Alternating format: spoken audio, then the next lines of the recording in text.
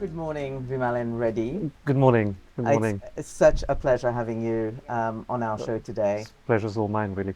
I think the first time I met you was at the LSE, London School of Economics, where you were a first year student and I was a third year, and I was running for the Yes, and elections. I ran against you. And you ran against me for the president Yeah, title of the yeah, Mauritian Society. yeah. And I was like, who's this guy? I mean, he's, larger than life and, this little freshman and, giving his speech and stuff. And of course, we know who won. But anyway, I already knew from that moment, that you were someone who had a lot of ambition, a lot of passion for life, and you wanted to do something.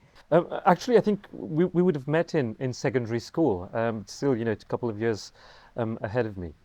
I'll not talk about the elections. I'm just a parent of. I have two little ones. As you know, in your schools, my eldest is 6 years old, and she's at Trianon. The little boy, he's at Helvetia, and he just turned 3. And so that's my most important job, as I was saying. And I also, so I'm also a lawyer, a barrister, and I do other things as well. We really wanted to get you here today, especially because of something that you've experienced. A recent experience that you went through where your wife passed away.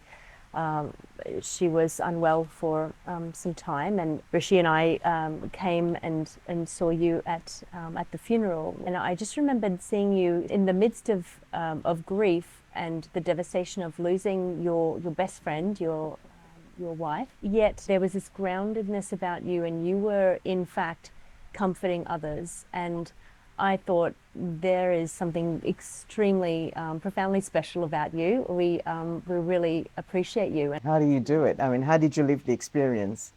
Um, Look, first thing I'd have to say is, of course, in moments like that, very difficult moments like that, you always get a lot of love and comfort from people around you, your family and your friends, and even you guys. You showed us a lot of love and support, especially for the children. Look, how does one do it? Of course, one can think that you could give up on life, as it were, but it's actually quite the contrary that happens in these difficult moments. And um, I would actually go a few steps back. Um, you can imagine life was our life. Monisha and I, we had 2 children. Our family was complete. We had our little house. She had a great job, and she's traveling around. And I enjoyed my job too. And everything seemed to be going the way that you wanted. And then it only takes tomorrow for things to suddenly take a turn that you could never have imagined. And so when she was diagnosed, and obviously it hit us in a way that it's very hard to describe. But what I saw, and this is perhaps where some of I would say that gives me a bit of strength and courage to face things, is it only took her, Monisha, one night, and I can't imagine how she would have slept that night after the diagnosis, where you are brought to face your own mortality. When she was 35 years old, and as I said, life was good, and you would have thought, these things can't happen to you, and she had to face that. I don't know how she would have slept that night, if she slept at all. But the next day, I saw in her um, courage, strength, but more than that, peace, and that I'd never seen before, and I saw throughout, going through treatment and so on, and I've not seen since. And there was, on that very next day, she sat me down, and I was a wreck, and she wasn't, and she put her hands on mine, and she said, "Look, we have to talk about the future, a future which she was envisaging, where she was not going to be there for her little girl and her little boy. And for me, when things like that happen, you see, yes, it was tough going through that for me, but imagine you yourself, because now you face the reality that, you know, your husband's not going to be there, your children, you're not going to see your children. Life as you know it, it's not going to be there anymore. And how in the midst of that, when your house is on fire, when you are facing most fundamental challenge of your existence, and you can still find peace, tranquility, and even happiness in the midst of that. I'll give you, and I brought along her, you know, her diary, and I'm going to share a page that she wrote in the midst of all of that, and how when things had progressed. And you know, there was one time we were in India, and we had gone to a specialist cancer hospital. You can imagine how it is to go, because everywhere you look, everyone you look at, you find people who are suffering. And I was there, sat next to her, and at some point there's a little boy, I think he must have been 3 or 4 years old, where parents, you can imagine, a little boy being wheeled past us, and he's, you know, bony, and his eyes rolled up, and his parents desperate, walking behind him, a bandage around his head, and I couldn't bear to watch, and I looked away, and again Monisha just put her hand on mine, and she said to me, "Don't do that." And I looked at her, and again I saw that peace, calmness, and the smile, and you've met her, you remember her smile. In fact, if we're going back to the school days, I think school or university days, I think she won Miss Best Smile, and when, you know, some time back, and she told me, "Don't do that." She said, "Look, you look, give them your love, and that's it, and that's all there is to it." And you see, so as I said, I have a, you know, I came across her words after all had happened, and I'd like just to, if you allow me, just to read a few words that she wrote in the midst of all of this happening. She says, "What a wonderful world. I love life. I love watching the flowers bloom in different colors. I love watching the butterfly fluttering around. I love watching dews on the leaves and grass. I love the soft, calm breeze. I love hearing the birds singing, the dogs barking, the birds flying high in the sky. What a wonderful world." And so, you know, when I've lived that and with her, and I was there next to her all this time, look, you can see then when you saw me at the funeral, and even now, it's a process. It's you know, it's and we had discussions, lengthy discussions, and I was asking her, "How do you do it?" The same question. And she would explain things to me, and a lot of things make sense now and continue to make sense, and still things that I'm trying to discover. But what it comes down to, it's this. It's, you see, and this is what I try to have in my life and for the children, because even in the midst of you know, your house being on fire, you can still look at the world and find wonder and find beauty and find peace, and it comes, well, you can see it in the simplest of things, but it really comes from within, and this is what I try to maintain in my house, and in the things that I do with the children, in the way that I approach the world, and I think perhaps that is it's a blessing or a gift that has come at a heavy price. You know, you ask me, I'll snap my fingers, I say yes, we go back, but still, now, you know, when I think of it, I say yes, I go back, but I would still have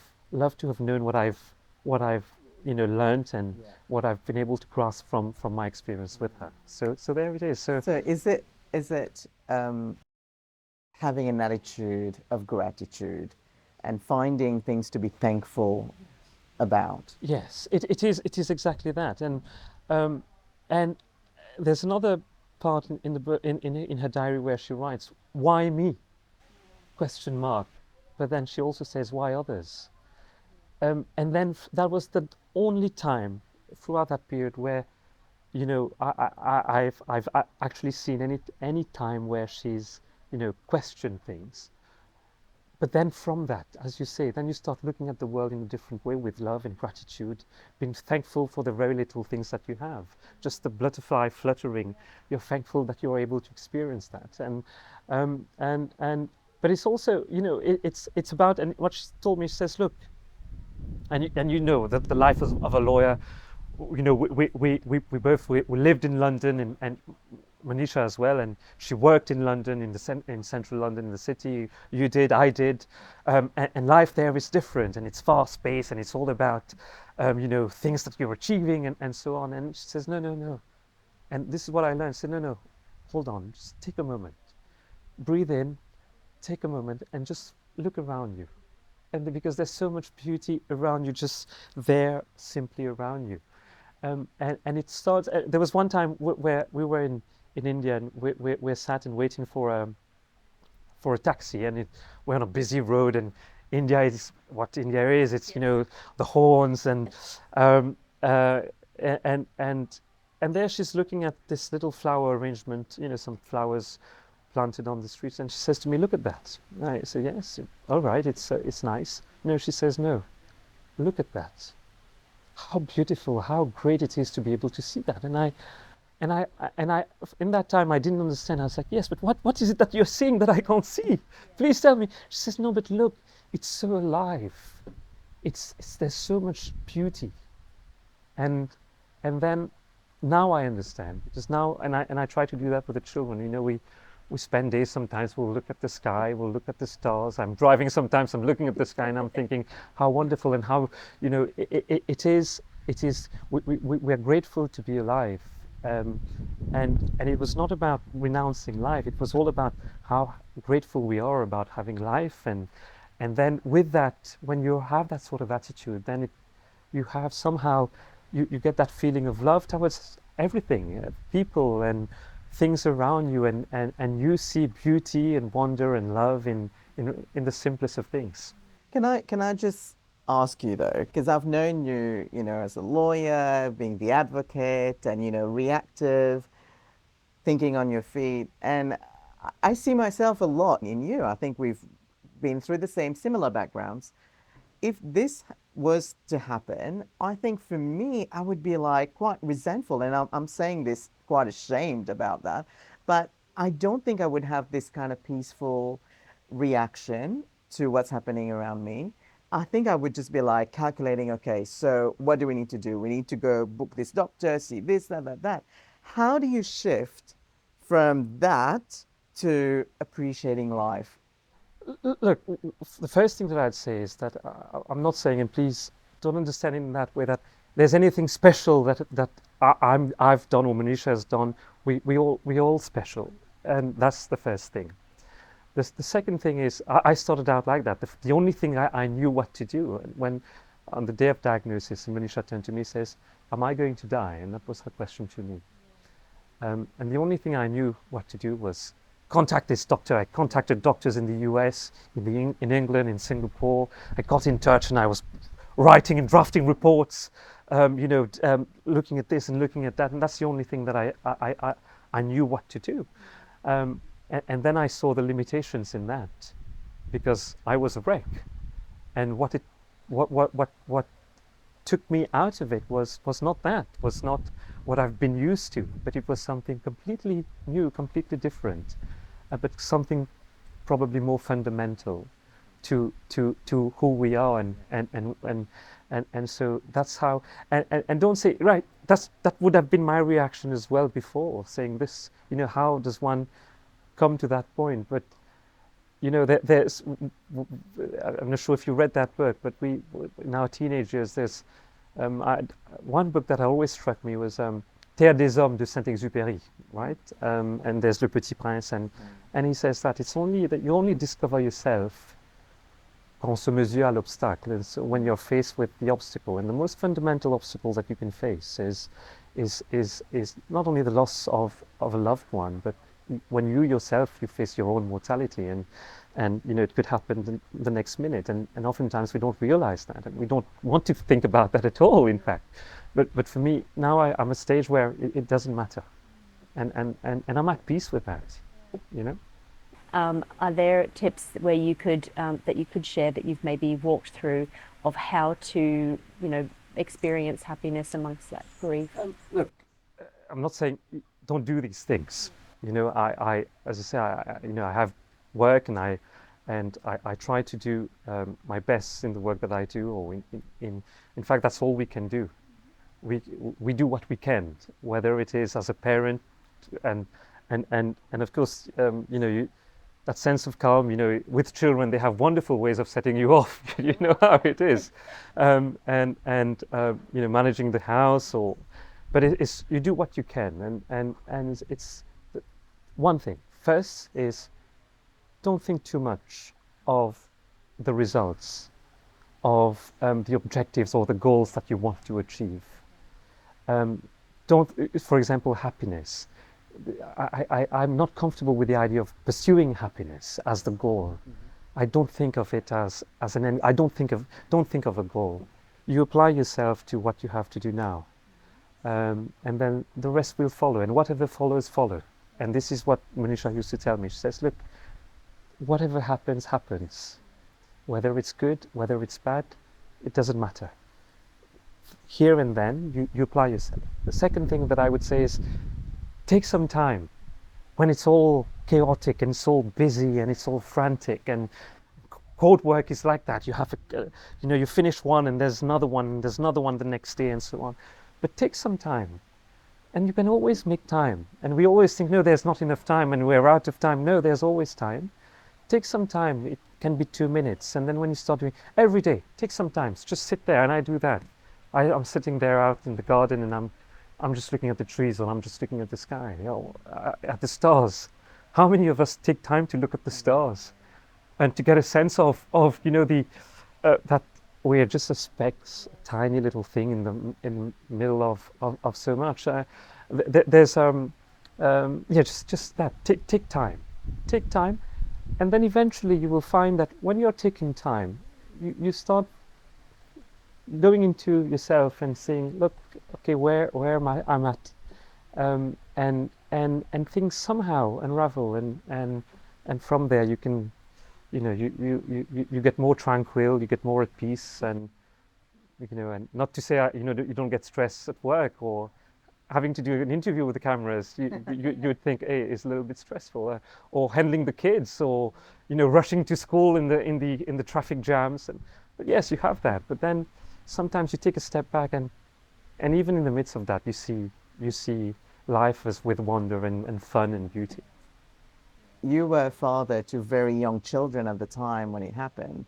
So your daughter was 4 years old. 4 years old. 1 week short of her. Yes, I still remember she celebrated her birthday at school, and you you insisted that she does go ahead with the party at school. How, and your son was 2 years old, just under two. And obviously during that whole process of, trying to see the doctors and everything, they were little, and they went to India, and while the treatment was going on, I still remember all that. As a father, how did you live that? Because not only did you have to cope with your own personal struggles, but you had to be the parent for your children.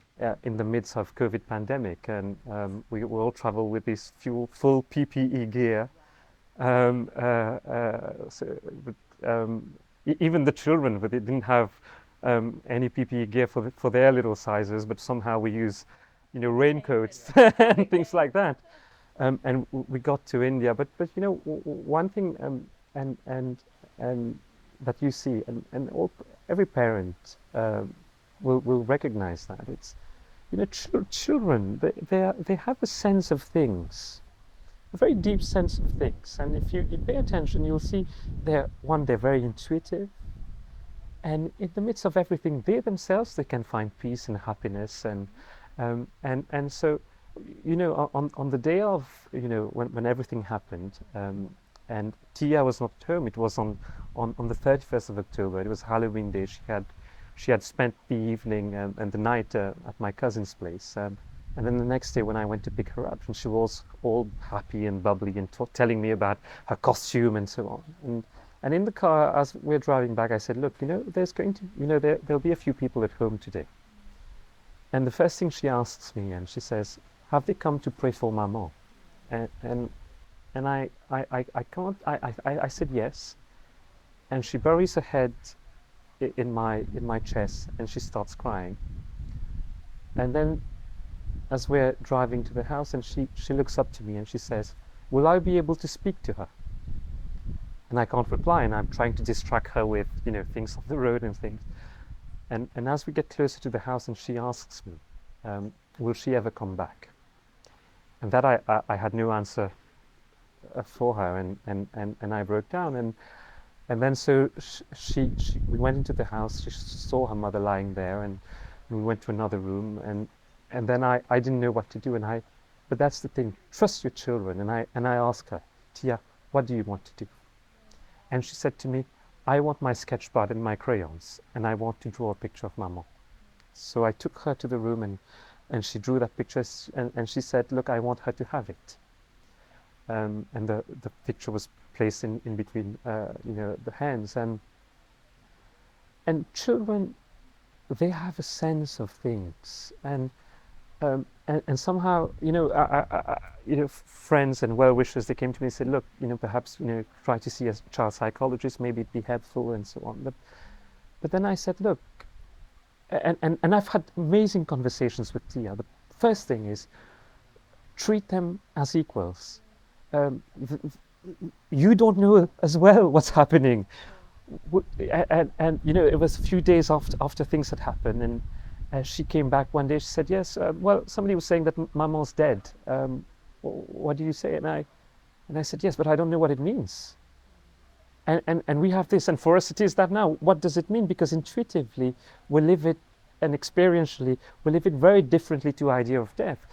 Tia herself, one day, she said to me, look, what I know is she's not there to push me on my swing. She's not there to cook for me, to bathe me and to play with me. But then there is another sense as well. And even my little boy, who was 1.5 at that time, and they understand things, and they talk about it. And so I was open with them, and we sit together and we try to resolve things, and they're beautiful things that we've come up with. And one day she asked me, we're about to sleep, and I'd read a story, and then she asked me, very difficult question. I can't quite remember what the question was, and I had no answer. And then something came up, and I said, look, it's a little bit like a butterfly. I'm not sure if she had been doing something about butterflies at school or not. And says, look, you start out as being a sort of an egg, and then eventually a caterpillar and a pupa, and then you're a butterfly. And maybe it's like that. Maybe, you're looking at the caterpillar and it doesn't exist anymore, and you think, oh, that's the end of it. But maybe, no, they've just transitioned into something else that you don't know. And the other day in the car, she says to me randomly, driving from school, she says to me, Papa, what am I? And I said, what? What do you mean? I said, well, you're a little girl. I said, no, what am I really? And I said, well, what do you mean? And that's the thing, because ask them, because they know things. And she says, am I a caterpillar or am I a pupa? And then I said, well, maybe you're a caterpillar. I said, well, what about you then? I said, well, I'm a caterpillar too. What about my grandmother? Caterpillar. And she goes through the names, and I say, well, caterpillar. And then she goes to one day I was watching a video of Sadhguru, right? And she says, what about this guy? Is he a caterpillar? I said, I don't know. Maybe he's a pupa who thinks he's a butterfly. I don't know. But then I asked her that question, but is a caterpillar a butterfly? And she says to me instantly, yes, it is. So whether you're a pupa, you're a butterfly, whether you know you're a butterfly or not, you're in essence a butterfly. And so, so we've had conversations like that where, and it's not to deny them, try to tell them, that this is because they know what they're facing. They, and they talk about it, and they have conversations between them about it. One day, not so long ago, Tia's in the car says they were talking about things that we'd been doing in India. We went to, something called Snow Palace and things like that. And Tia says, hey, it would have been a lot of fun if Mama was there with us. And then she stopped there, and she was thinking. And Bhavyam, who was now 3, just turned to her and said, but I'm here. So in fact, they already have, I think, the way I think of it is this way. Children, the default setting for all of us is to be peaceful and to be happy. Now, if you want to be spiritual about it, the manufacturer's setting is to be happy, right? But as they grow, and then they start getting distracted about, that life that we live, and right, are we going to be a lawyer like Daddy, or go to university in London, or God knows where? Then suddenly you're taken away a little bit from that. But the essence remains there. I have to apologize about the flies. No, going well, around. but that's being in nature, and that's Yes, and we're close to the sea. Close to the so- sea. No, yeah. that's well, Let's that's what it is. appreciate them. Exactly, Yeah. exactly. I something that you like what you've been saying is children can actually handle anything as long as it's the truth, as long as you're honest. Yes. And I love that you didn't try and hide, and even though the temptation was probably there, and I think probably a lot of listeners would be like, oh, I don't know, like I feel like the right thing is to shelter them from having those feelings, but the way that your kids have grown through that is Well, I learn from them, because I'm conditioned. I'm now 41, so I'm conditioned in this world, and but they're not. They will become at some point, and I try to, see how I can spare them that, but they're not, and they're intuitive, and they find things to say, and they look at the world, and every parent knows that when you have your little baby in your hands, and that little baby is looking around, you see that sense of wonder, and you see, there, and it doesn't matter, and it's like, and you'll all relate to that. And Christmas time, and I said, Tia, so what is it that you're going to ask Father Christmas for? And she says, well, I want a Barbie. Good, it's always Barbies, and you think, right. But then, so you rush and you go buy the Barbie, and I don't know if kids are going to be listening. Father Christmas brings the Barbie, and she plays with it, and then next hour or so, and then she forgets about it, and she's out there in the garden. She's found a couple of pebbles and a stick with her brother, and God knows what they're doing, and having a lot of fun in that. But we think we're conditioned, say no, but she would like to have a Barbie, but no, they can find joy and wonder and love in the simplest of things. And this is what we have to learn again. We know already how to do this, but somehow we get distracted by all that's around us. And well, they especially the younger they are, the pure awareness, aren't they? And that's just joyous. Yeah. Yeah, no, I totally agree. And I think we experience that on a daily basis, that we actually learn a lot from the children themselves. And we're guided sometimes by what they say, because it is the truth that comes out of their mouth. It's innocent. It's a lot of pearls that Yes. we can get from that. absolutely. I mean, I wanted to put this to you. A lot of people would say that you don't know my situation. If only you knew about what I'm going through, you would not be telling me I need to find happiness. I need to be happy or appreciate things. It's so hard. And just listening to what you've said, obviously, you managed to do that. So what is the secret for sadness, grief, and happiness to coexist? One is the realization first, and second, the acceptance that you can't escape sadness, grief, and we'll all live through it.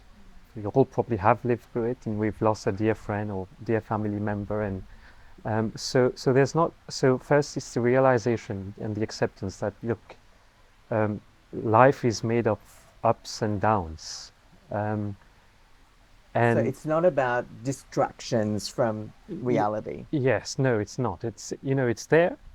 Whether you for some time you think you can distract yourself away from that.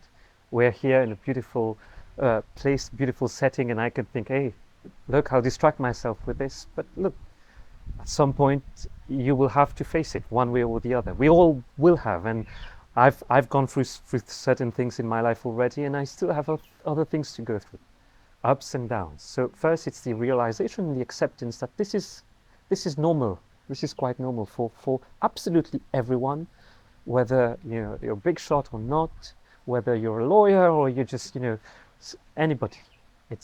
This is normal in life.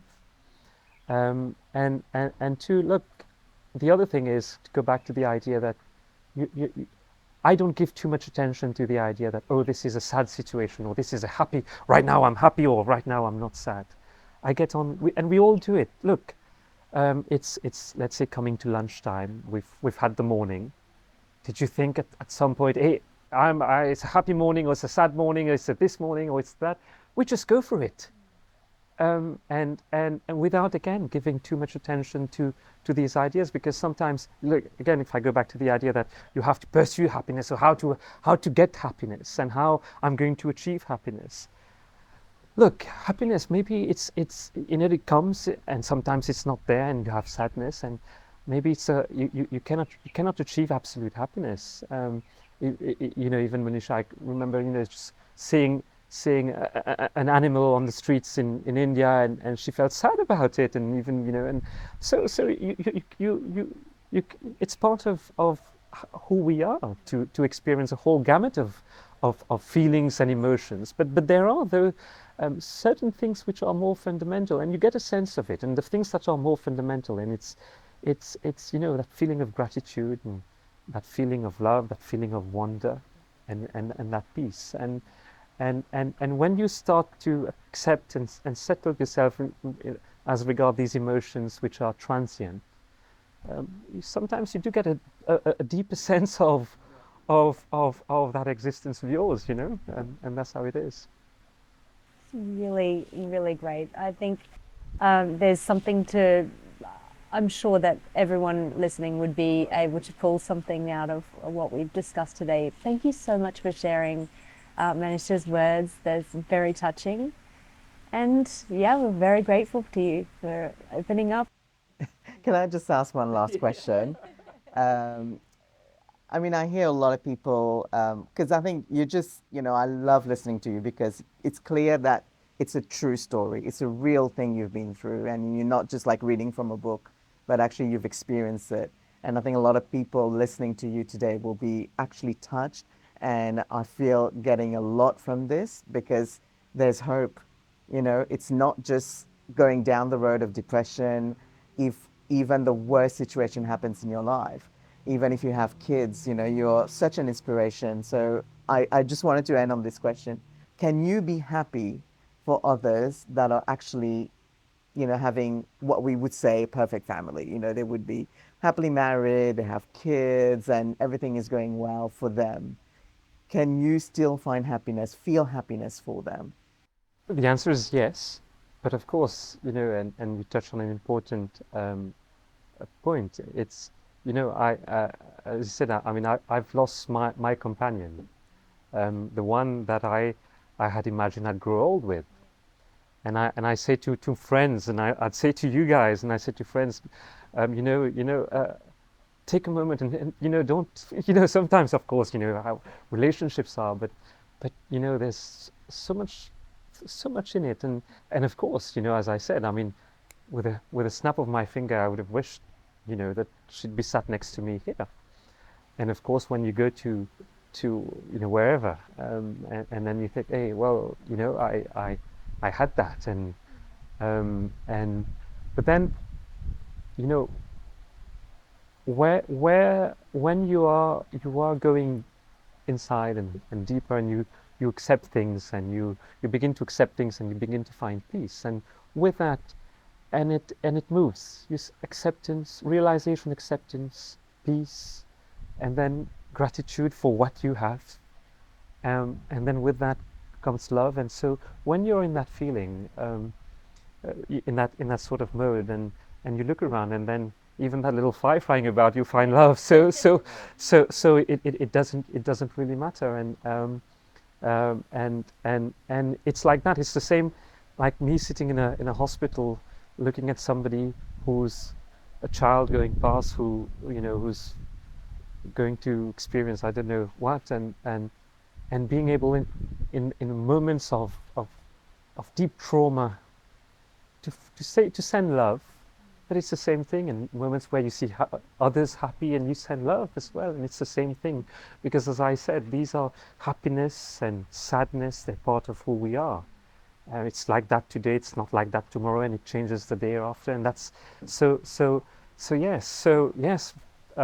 Sometimes in the moment you might think, oh well, I had this, and but then, right, it's a little fly, and you think, hey, oh, it must be having fun, you know. So so it's not look, you can't deny feelings and emotions. The last thing I think, my way, the way I look at things, the last thing is to try to deny anything. What you go and your ups and downs, just the way you feel. You know, after what's had, sometimes I find it difficult to go to there was a wedding recently, and I find it difficult to go, and I think you can't sit there and not think, yeah, and go back to your own wedding and the joyful moments you had there. And it brings that tinge of sadness, and perhaps, as I said, look, I will carry with me for the rest of my life, this sadness, but at the same time, but now I've accepted that it is normal. So as I say, I don't lose sleep over it, and it doesn't stop me from looking around and seeing beauty in these waterfalls, and life, as Monisha said, in these bamboo and plants that are there, and to see that, look, as she says, in her own words, it is a wonderful world. Yeah. Well, wherever she is, I think I can guarantee that she would be extremely proud of you, of the dad you are, the parent you are to your children, the way that you just even talk about life. I think she's extremely proud of you. Well, Thank you again. no, thank you so much, Rishi, And- Shannon, thank you. Okay, thank you.